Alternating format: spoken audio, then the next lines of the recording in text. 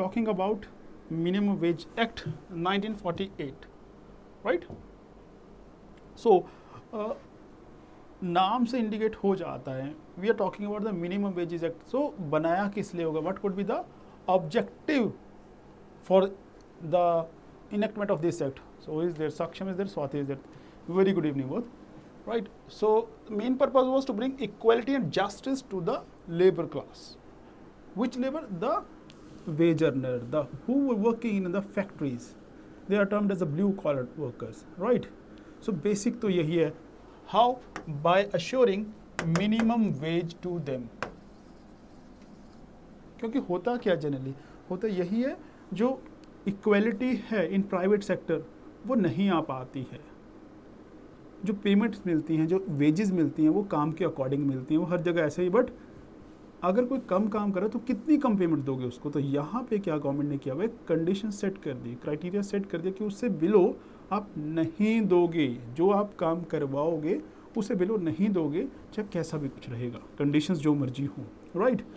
किस लिए किया गया? ताकि एक मिनिमम स्टैंडर्ड सेट हो सके. एटलीस्ट जो लिविंग वेज है, जो अपना सब्सिस्टेंस है, means the basic needs, food, वो जुटा सके इंसान. इसलिए गवर्नमेंट ने ये मैंडेटरी कर दिया है.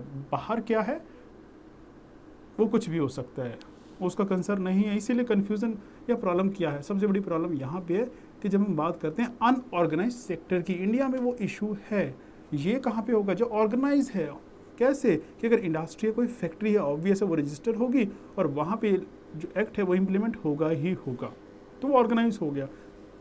What about those rickshaw police, the daily veg earners, तो वहाँ पे ऑर्गेनाइज नहीं है, तो वहाँ पे ये प्रॉब्लम है, इशू है. तो इसलिए स्टिल जब हम बात करते हैं फ्रॉम इंटरव्यू के पॉइंट ऑफ व्यू से, कुछ और आपको ऐसे लिखना है तो वहाँ पे चीज़ एड्रेस की जाती है. बट हमारे लिए वो कंसर्न अभी नहीं है, हमें सिर्फ ये देखना है ऑब्जेक्टिव क्या है कि इक्वलिटी और जस्टिस जो है दिया जा सके, किसको? वर्कर्स को दिया जा सके, right? So that was the basic objective.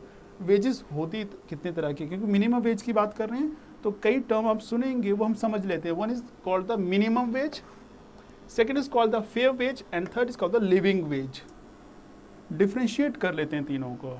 जब आप बात करते हैं minimum wage, so this is the bare minimum payment which must be made to an employee, to a worker, so for bare subsistence, so that he can maintain a decent standard of living, right? चाहे वो education है, medical requirement है या कुछ और comfort है, minimum level, तो that is termed as the minimum wage. उससे आप नीचे नहीं जा सकते. गवर्नमेंट जो है department, concern department, it is the always the labour department, जो हर स्टेट में ये रेट सेट करता है and it may vary from district to district. Why? क्योंकि अर्बनाइजेशन है, रूरलाइजेशन, उसका जो इंडिया है उसमें जो लेवल है अर्बनाइजेशन का वो अलग है. तो cost of living varies from place to place. So cost of living के अकॉर्डिंग जो मिनिमम वेज है दैट मे वेरी. एक सिटी में मिनिमम वेज कुछ और हो सकता है, एक रूरल एरिया में मिनिमम वेज कुछ और हो सकता है, वो पॉसिबल है. Alright, so more people have joined. Pallavi is there, Somaj is there. Alright, then comes the fair wages. अब ये क्या हुआ? Fair, इसका मतलब जब मिनिमम वेज दे रहे वो किस लिए? सबसिस्टेंस लेवल पे. जब आपसे थोड़ा सा ऐड कर दो, कुछ एडिशन, कुछ एक्स्ट्रा कंफर्ट के लिए दे दो. So more than the minimum wage, so they are the fair wage. What are such wages? These are which the wages which seeks to maintain a level of employment in the industry, number one. दूसरा, look after the industry's capacity to pay the sufficient remuneration to the employee. So it depends on the capacity of the industry. दूसरा क्या है कि उसको maintain किया जा सके employment को, ऐसा ना हो कहीं और पेमेंट मिलेगी वो कहीं और मूव कर जाएगा. सो वहाँ पे आ गया fair wages. Third is the living veg.